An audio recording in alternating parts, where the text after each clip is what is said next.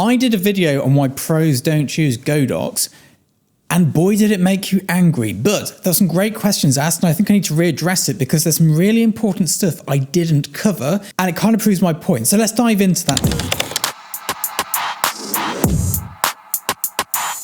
Now, firstly, there's nothing wrong with Godox lighting. Godox lighting is fine. A lot of my portfolio is shot with Godox lighting, but we don't use it professionally.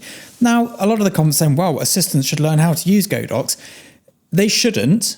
And there's a really good reason why. Let's look at the bare, cold numbers of photography. Now, everybody here is going to be doing photography differently. This is, as I said in the previous video, coming from the point of view of a commercial photographer. So those who don't know, my ideal year is getting 4 big campaigns. 4 big campaigns, that's me set. If you're shooting every single day, your business model may differ, but it's very hard to make money shooting every single day in a profitable way, in a scalable way. So most people aim to do what I'm doing. It's kind of the lucrative side of photography if you're into that side of things. So let me get my spreadsheet out. And I might just play some B-roll over this because I'm going to be looking at a spreadsheet. Now, if I put it in airplane mode, hopefully we don't get the boop, boop, boop, boop, boop. You're going to have to stay with me here because what I've got on my little spreadsheet on my phone is a broncolo rental kit, a broncolo ownership kit, a Godox rental kit, and a Godox ownership kit, and the same camera for both, because let's not beat around the bush, we need a good camera for these jobs. So this is what we actually used. I rented a phase 1 and a backup. I rented 6 broncolo Scoro packs. I rented 10 reflectors, and I rented 10 heads because we needed more. We needed that. That's what we needed. Now, to rent that kit for the day, just that kit, not all the other stuff, the stands, the gubbins and everything else we rented, it cost £1,475. Now, to own that kit, it costs £194,000. So let's park that for now. That's a lot of money. What if we did the same camera with Godox kit? So some of the P2500s or 2500s, what they're called, the Pro Packs. If we were to buy that same kit with the phase 1 cameras and then the Godox lighting, it comes to £143,300. So substantially cheaper, but still a lot of money. Now, the rental fee of £1,400 is very important because I would rent this 131 times before I'd spent as much as owning it. And with my 4 big shoots a year, that would take me 32 years. On the Godox front, if I bought it, considering I was going to rent broncolo only because that's what rental houses have, it would take 97 shoots to own it, or 24 years.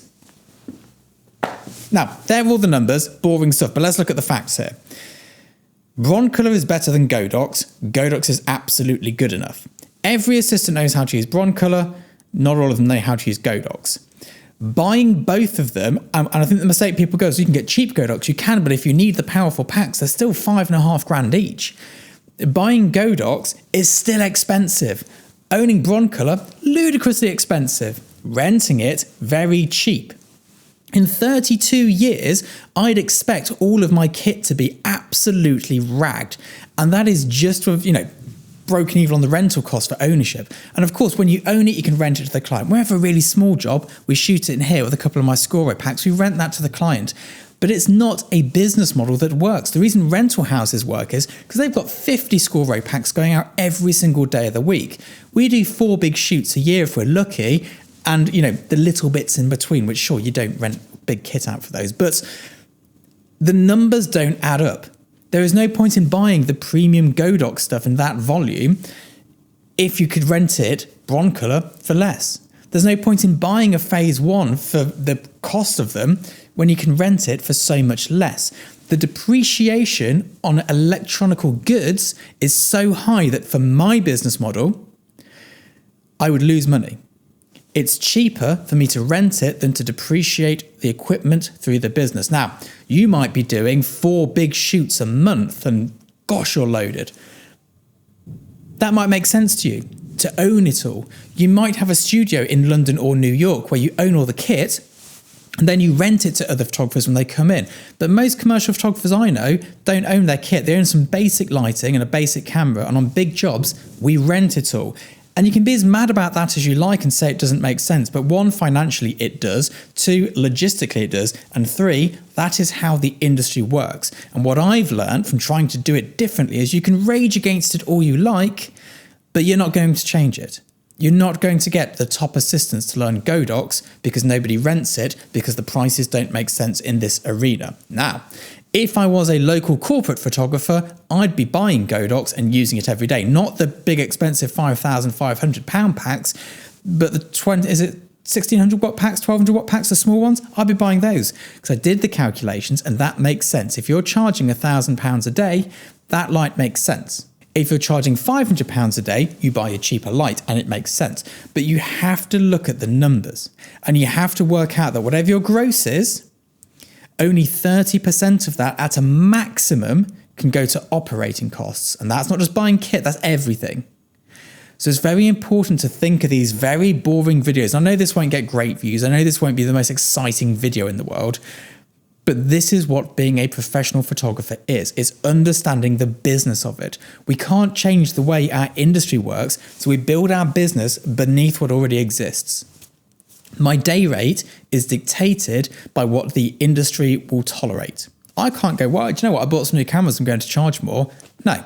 The industry goes, this is what we pay for a photographer, this is the usage fee, this is the production cost. And we build a business beneath it. And that is how the business works. And that is why we do this. And of course, I own a nice camera. I own some broncolo lighting, but I don't own enough of it. And the other thing is, renting a Scoro pack costs £50.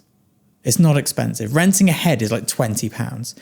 I would rather rent my kit, because we live in Leicester here and I shoot in London, for me to pack all my kit down, load it into a car, travel down to London, pull it all out again. It's just not worth it for the money. When you compare, and this is important, compare it to how much we're making already. On a 6-figure job, do I want to lug all my own kit there, or do we pay £1,500 and have the best kit turn up from a rental house? And yeah, sure, if you're making £5,000, you want that 1,500 quid. But it's all relative, you know, and it's important to understand this. And it can sound elitist and it can sound snobby, but at the same time, it's how it is. And part of this YouTube channel for me, and what I wanted to do with it, was to try and let people know how it works, because I didn't know anybody in the industry. I didn't even know what the industry was. And it was so hard for me to get into it because I just didn't know. And most of the information out there, I learned from YouTube in the, mid 2000s. None of it had anything to do with the industry. And I was following all these YouTubers going, yes, this is what I must do. And I was like, well, why am I not getting these big ad campaigns? And then eventually, thankfully, I found some people who did do that work and picked their brains like, you're doing the wrong things in the wrong ways. Come hither.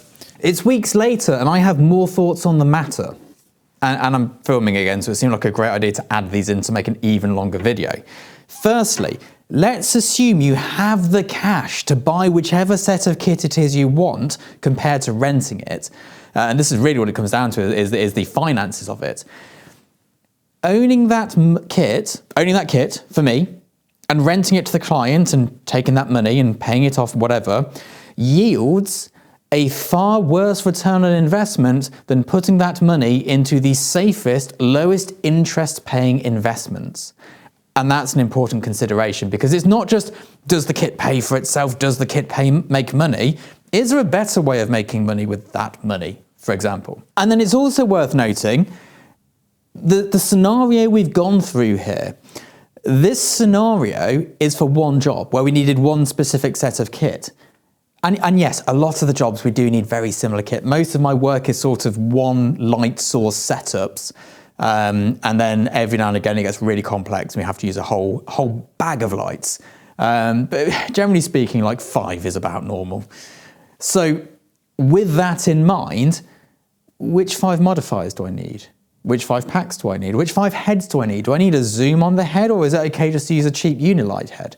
Like, what is it I need? Do I need a hazy light, a Cumia light? Do I need a massive Cumia light? Do we need like huge soft boxes, strip boxes? You know, if you buy everything for every eventuality, the numbers get even worse. Now, what's very important here, and I'm just going to grab something to make my point. Oh, that's heavier than I thought it was going to be.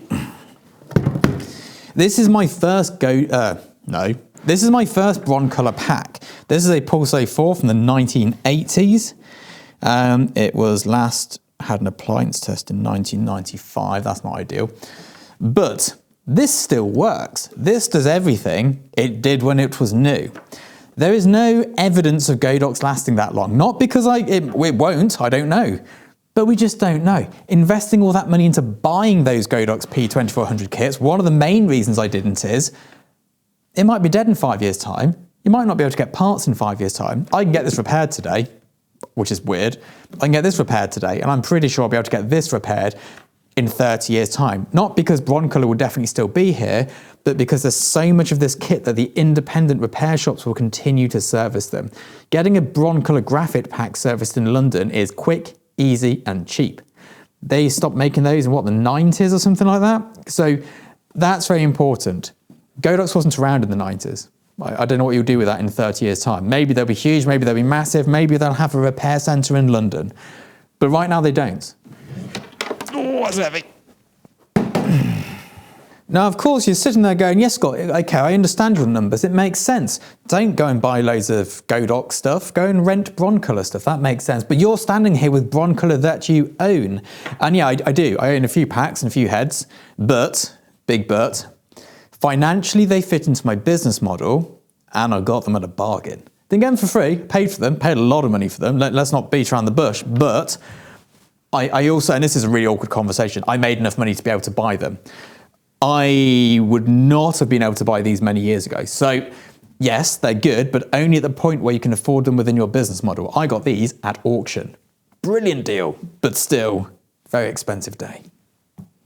And I think if it fits in your business model and you've done the maths and you've spoken to an accountant and you've checked whether your money would be better placed elsewhere in other investments that might be more tax efficient or more profitable, whatever it may be that you're trying to achieve in your business, sure, go and buy these. But I offer a one-to-one service. The majority of photographers that I see on that overspend. All of the photographers I know who have gone under overspent. As a population, our photographers, we overspend. Whether I bought this kit or not has no impact on my career. I was shooting in this studio on 40-year-old kit up until last year, and of course we rented on the big jobs. Owning this here today, does it make me any more money? No. It's a nice to have and it fit into my budget. It might fit into your budget, it might not. But don't buy it because I have it. Don't buy it because it's good and it's nice and all the rest of it. Look at the numbers and then work out what you can afford. Most photographers that I go through their numbers with them, they very quickly realise in the first 5 to 10 years of their business they can afford a cheap second-hand Godox light if they're actually running it as a business and not as a hobby that they're pretending is their job. And that's kind of a cold, hard truth here.